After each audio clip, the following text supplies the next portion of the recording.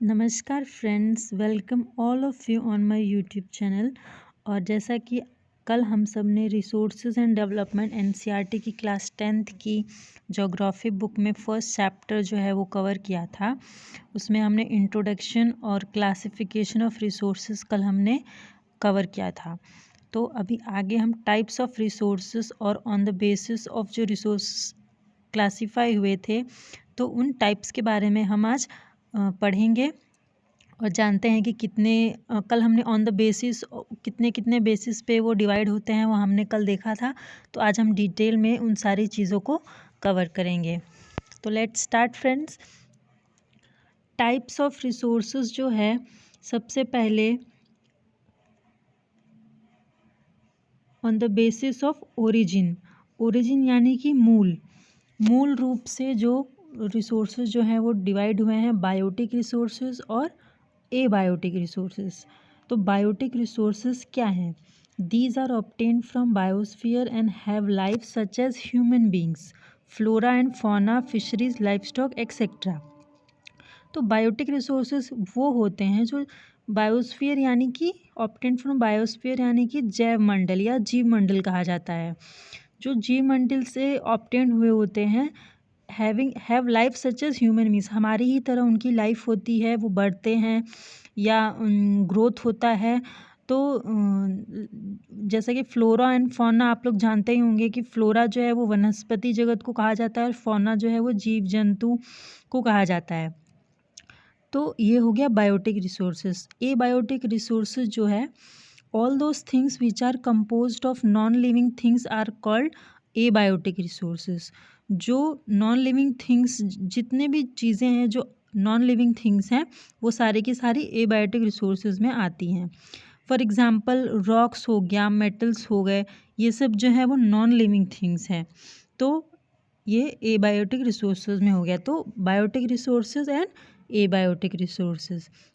यहाँ पे एक पिक्चर भी डाली गई है, इससे भी आप क्लासीफाई कर सकते हैं कि बायोटिक फैक्टर्स या एबायोटिक फैक्टर्स कौन कौन सी चीज़ों में पाया जाता है। अब दूसरा जो है हमारा है on the basis of exhaustibility. तो एग्जॉस्टिबिलिटी के बेसिस पे एक पहला है रिन्यूएबल रिसोर्सेज, दूसरा है नॉन रिन्यूएबल रिसोर्सेज। तो रिन्यूएबल रिसोर्सेज क्या है? The resources which can be renewed और reproduced by physical, chemical, mechanical process are known as renewable और replenishable resources.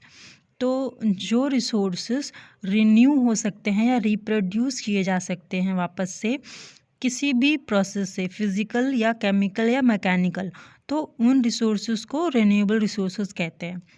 For example solar and wind energy, water, forest and wild life etcetera.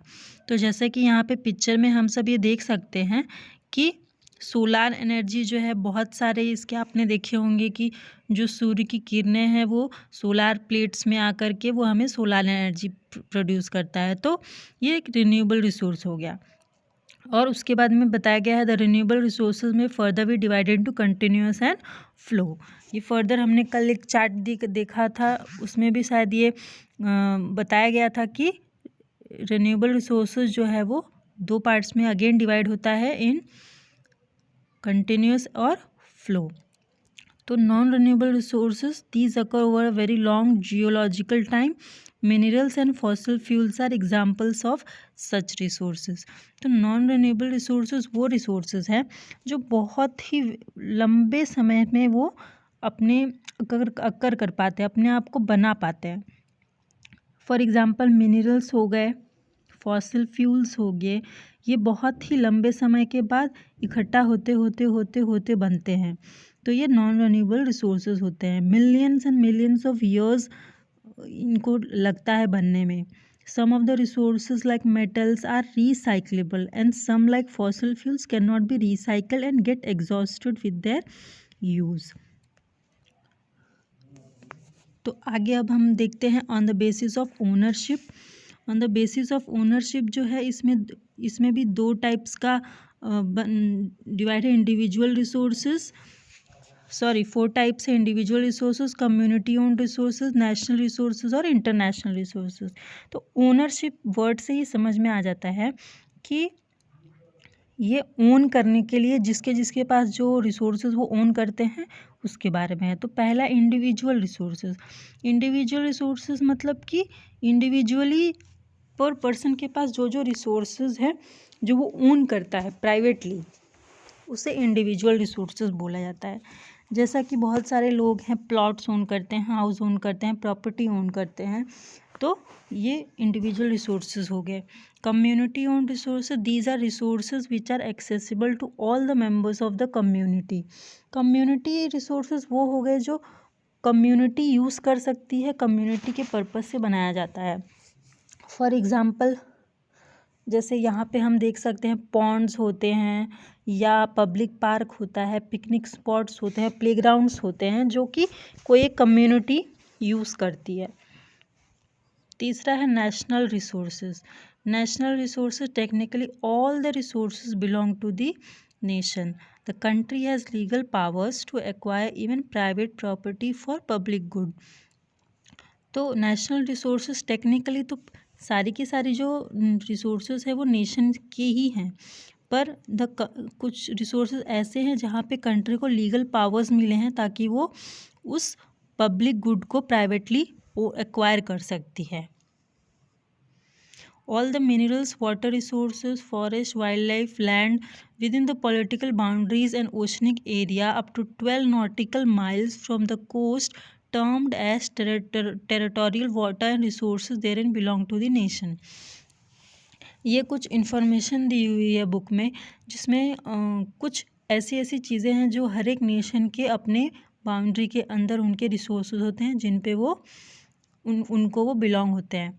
International resources है lastly. International resources क्या होता है? There are international institutions which regulate some resources. कुछ international institutions होते हैं जो इन्हें रेगुलेट करते हैं इंटरनेशनल रिसोर्सेज को।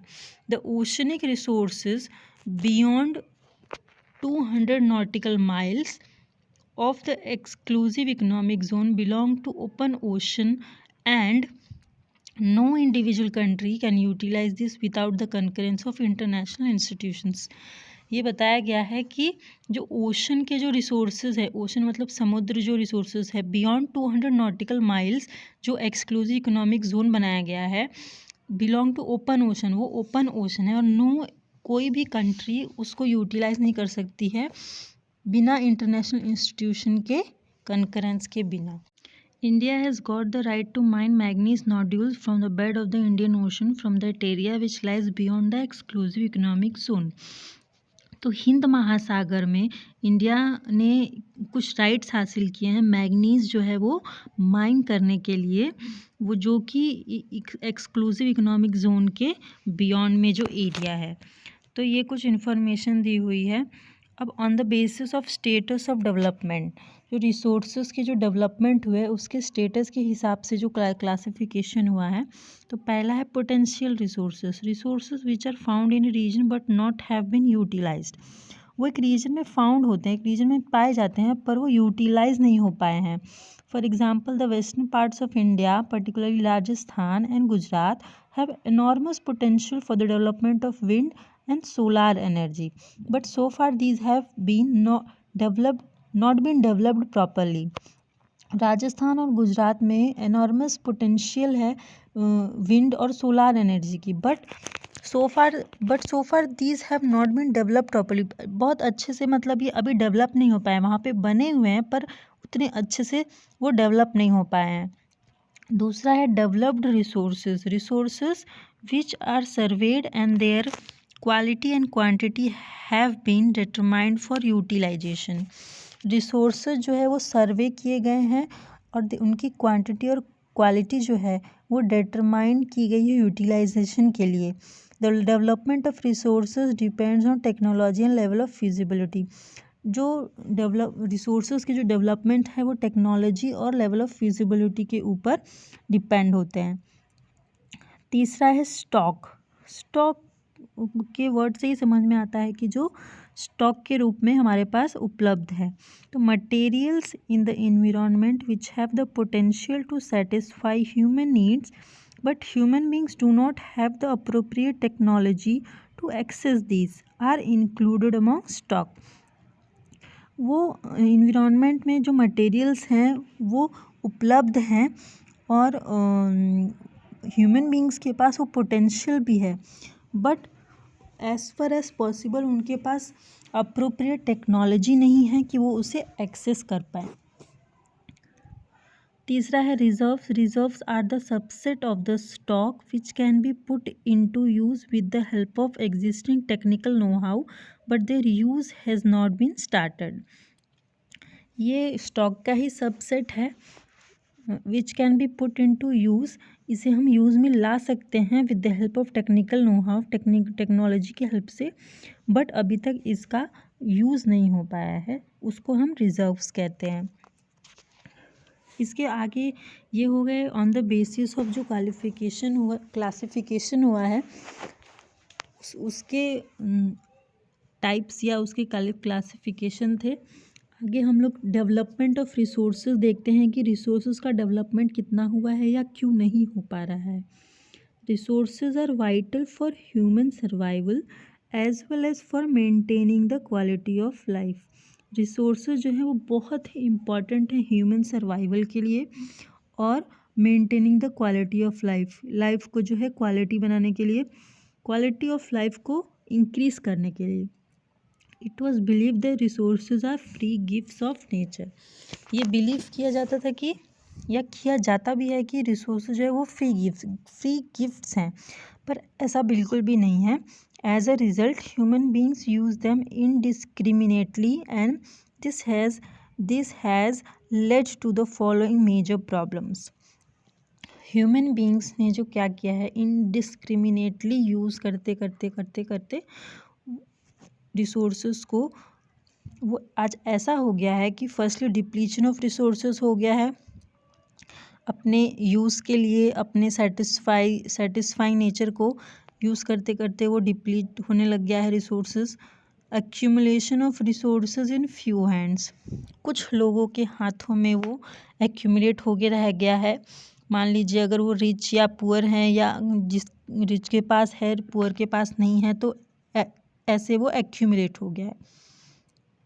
इनडिस्क्रिमिनेट एक्सप्लॉयटेशन ऑफ रिसोर्सेज, मतलब कि इनडिस्क्रिमिनेट एक्सप्लॉयटेशन मतलब एक्सप्लॉयट होते होते जो रिसोर्सेज जो है वो बहुत सारे प्रॉब्लम्स, क्राइसिस अकर हो रहे हैं, जैसे global ecological crisis, global warming, ozone layer depletion हो रहा है, इन्वायरमेंटल पोल्यूशन और लैंड डिग्रेडेशन।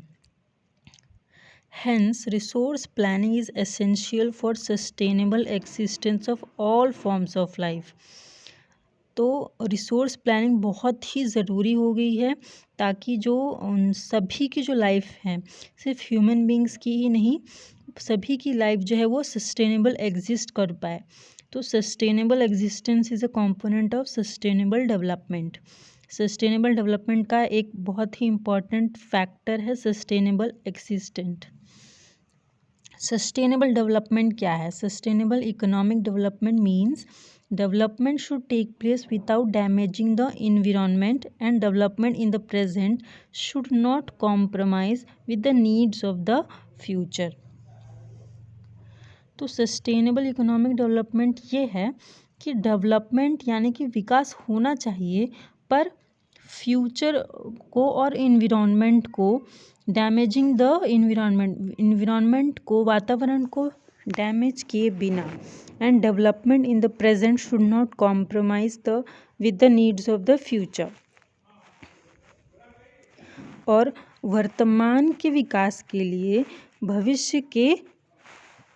भविष्य में जो लाइफ है या नीड्स हैं उसको कॉम्प्रोमाइज़ करके नहीं होना चाहिए। तो ये है sustainable economic development. So thank you all of you.